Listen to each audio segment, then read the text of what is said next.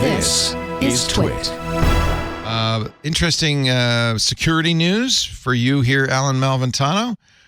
Apple has been asked by Russia to block 25 VPN apps.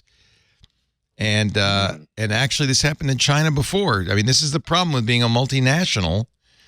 Why would Russia want to block VPN services? I'm assuming this is so their own citizens. From their own citizens, of course. Yeah. You know, we wouldn't want the population to have the idea of information that we don't control. Yeah, it's just like one step away from North Korea. No problem. Reuters says demand for VPN services soared in Russia after Putin ordered troops into Ukraine in 2022. And immediately after that, by the way, authorities restricted access to Western social media. Not all of it, but most of it.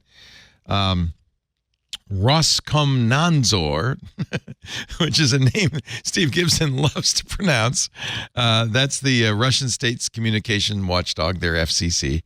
Roskomnadzor reported on Thursday that 25 VPN apps have been removed from the Apple App Store in Russia. 25. What's real funny is, number one, Apple complied, right? Yep. Number two, the really funny part of that, or I should say ironic part of that, is you can bet your bottom dollar the government is using VPNs aplenty. Yeah. And as well as many government actors doing, the things that the Russian hacker community does. I was in China about 10 years ago. And at that time, you could still use a VPN. I think I had ExpressVPN or something like it on my laptop. And the rationale, what I was told by our guides was, yeah, the government understands that the elites will know how to use and will have access to VPNs. They're not trying to protect the elites from the outside world. It's the peasants. It's the mass of people that they don't want communicating. But this has been a big change now because, of course, iPhones in both China and Russia are owned by the elites. Yep. So I think this is a very much of a change in how this is viewed, that they need to keep the elites as ignorant as they have for a long time kept everybody else. Well, I mean, I would imagine that iPhones have, if you probably looked at some chart over time of just like any other technology, right? I would imagine that, years back, it was probably just the elites, but I would think that more and more of the general populace. It's so expensive though, right? Or maybe I know. Yeah. But think about it. You get older ones, you get a used one, a couple of years old, same as anything else, right? Yeah. So I would imagine it's in the hands of more. It's probably not limited to just the elites at this point over there. Well, certainly smartphones in general. Right. Yeah. I mean, I saw smartphones in very, very poor parts of Africa. Mostly Android, though, I imagine. Oh, yeah. Well, mostly Android. Yeah. And I don't know I'm not sure what's happening on the Play Store side of things, whether Google's gotten a similar order.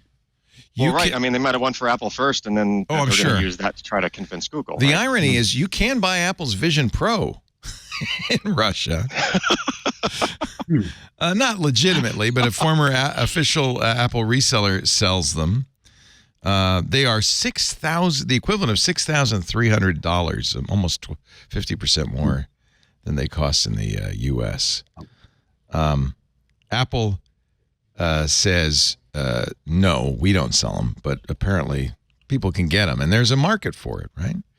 Apple has supposedly departed the Russian market. Sort of. Sort of. There's a lot of. It's hard if you're an international company. You have to follow the laws of the countries that you're in, right? That's why Google famously left China, because they didn't want to comply. I was in Moscow in 2012, and I visited the Google office. They had a huge office in Red Square, beautiful office. And at that point, we're doing well in China. I don't know how they're doing now in Russia. It's hard to abandon these countries because for Apple, China is a huge, important part of its revenue. Oh, yeah. Right. Not to mention where the phones are manufactured, I believe. Right. Hey, thank you for watching this little snippet from our big show, the News Roundtable, This Week in Tech. I'm Leo Laporte. Each week we cover the week's tech news, in-depth analysis, but it's also fun and engaging. You'll find it at twit.tv along with all of our shows. And if you want more, just hit the subscribe button And we'll be sure to bring you a lot more great content. Thanks for listening.